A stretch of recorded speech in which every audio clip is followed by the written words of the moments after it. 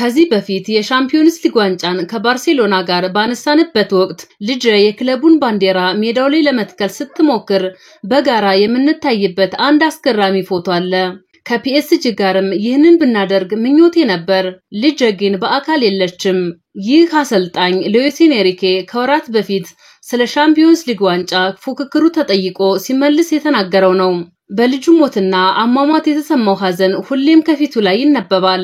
የኤንሪኬ ልጅ በ9 ዓመቷ ብዙም ተከስቶ አይታወቅም ነበር ከተባለ የአጥንት ካንሰር ህመም ጋር ስትታገል ቆይታ ከ6 ዓመት በፊት ነበር ያረፈችው። በህመሟ ወቅት የስፔን ብሔራዊ ቡድን አሰልጣኝ የነበረው ሉዊስ ኤንሪኬ ከልጅ አጠገብ በመሆን ማስታመም አለብኝ በማለት ከአሰልጣኝነት ራሱን አግሎ እንደነበር ይነገራል። ልጁ ግን ላትመለስ ሄዳለች። አጋጣሚው በቤተሰቡ መራራ ሐዘን የገባበት ነበር ይባላል።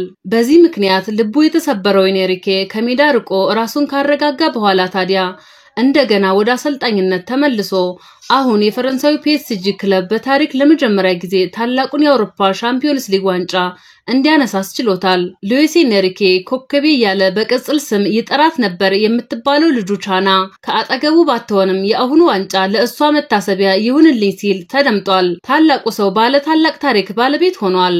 ፒኤስጂ በታሪኩ ይህን ዋንጫ ከተደጋጋሚ ሙከራ በኋላ ባነሳበት የፍጻሜ ጨዋታ ፍጹም የበላይነትን ይዞ ታይቷል። በፍጻሜ ጨዋታው ታሪክ 5-0 በማሸነፍ ዋንጫ ያነሳ የመጀመሪያው ክለብ ሆኗል። ውጤቱ ለኢንተር ሚላን ደጋፊዎች ምነው ለፍጻሜ ባልደረስን የሚያስብል ጭምር ነው።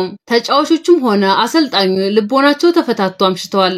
የሉዊስ ኤንሪኬ ስብስብ ደግሞ እንደ ንብ ሆነው ተናድፈዋል። በዚህም የመጨረሻው ሳቅ ለፓሪሶች ሆኗል። ይህ ባለፉት ዓመታት ደስታና ሐዘን ለተፈራረቀባቸው ስፔናዊ አሰልጣኝ ሉዊስ ኤንሪኬ መጽናኛም ጭምር ነው። ይህ ሰው የመቻልና ያለመሰበር ምልክት ነው እየተባለም ይገኛል። ከዚህ በፊት ዝነኞቹን ሁሉ ሰብስቦ ያልተሳካለት ፒኤስጂ አሁን ኤንሪኬ በሰራቸው ልጆች ባለድል ለመሆን በቅቷል። ሉዊስ ኤንሪኬ ግን አሁንም በውስጡ ከልጁ ጋር ነው ይሉታል። ብትኖር ኖሮ አሁን 15 ዓመት ይሆናት ነበር በሚል ጓደኞቿን ሲመለከት ልቡ ይሰበራል ነው የሚባለው። በእሷ ስም ያቋቋመውን የበጎ አድራጎት ድርጅት ባሰበ ቁጥር በእጅጉ ይመሰጣል። የሆነ ሆኖ የልጁ ቻና ሞት ሊመለስ አይችልምና ለስራና ውጤቱ ማነሳሻ ከመጠቀም የዘለለ ነገር ማድረግ አይችልም። የደስታዬም የሐዘን ምንጭ ልጄ ናት የሚለው አሰልጣኙ የሻምፒዮንስ ሊግ ዋንጫን ከፒኤስጂ ጋር ሲያነሳ ታዲያ እሷ ያየች ነው ብሎ እንደሚያምን ተናግሯል። ያስተላለፈው መልእክትም ከዚህ ጋር በአመዛኙ የተያዘ ሲሆን የተመልካችን ልብ የሰበረ ነበር።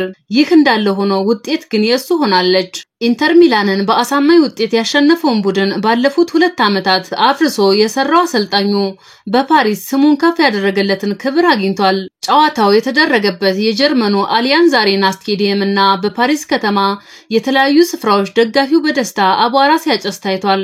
በፓሪስ ጎዳናዎችና የመዝናኛ ስፍራዎች የፈረንሳይ ሰዎች ለያዥ ለገራዥ አስቸግረው በደስታ ባህር ውስጥ ሲዋኙ ተመልክተናል። የፓሪስ ከተማ ምልክት የሆነው ኤፍል ታወር በፒኤስጂ ቀለም አሸብርቆ ደስታውን ሲያደምቅ ነበር።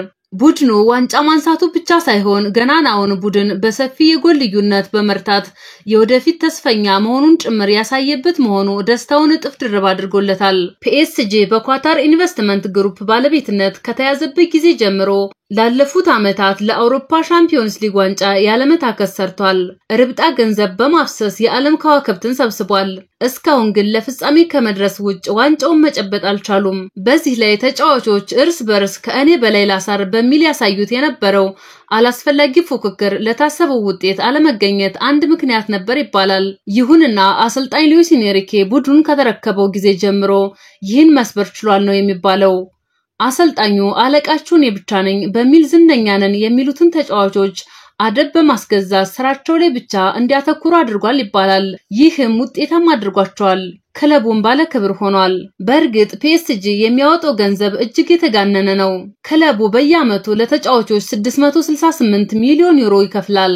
ይህ ከትላልቆቹ ክለቦች ከባርሴሎና፣ ከማንቸስተር ሲቲ፣ ከሪያል ማድሪድ፣ ከሊቨርፑል፣ ከአርሰናል ወይም ከባየር ሙኒክ ጋር ሲነጻጸር ልዩነቱ ከፍ ያለ ነው። ሆኖም ግን አብዝቶ ያፈሰሰው ገንዘብ የኋላ ኋላ በውጤት ከፍሎታል። የኳታሩ ባለሀብት ናስር አል-ኬላፊም በሙኒክ የሻምፒዮንስ ሊግ ዋንጫውን እየደባበሰና ተጫዋቾችን እያደነቀ ጥርስ በጥርስ ሆኖ ታይቷል። ከተጫዋቾቹ ጋር ሆኖም ድሉን እየቦረቀ አክብሯል። ፒኤስጂ ዋንጫውን ይዞ ፓሪስን ሲረግጥ ደግሞ ደማቅ አቀባበል ይደረግለታል።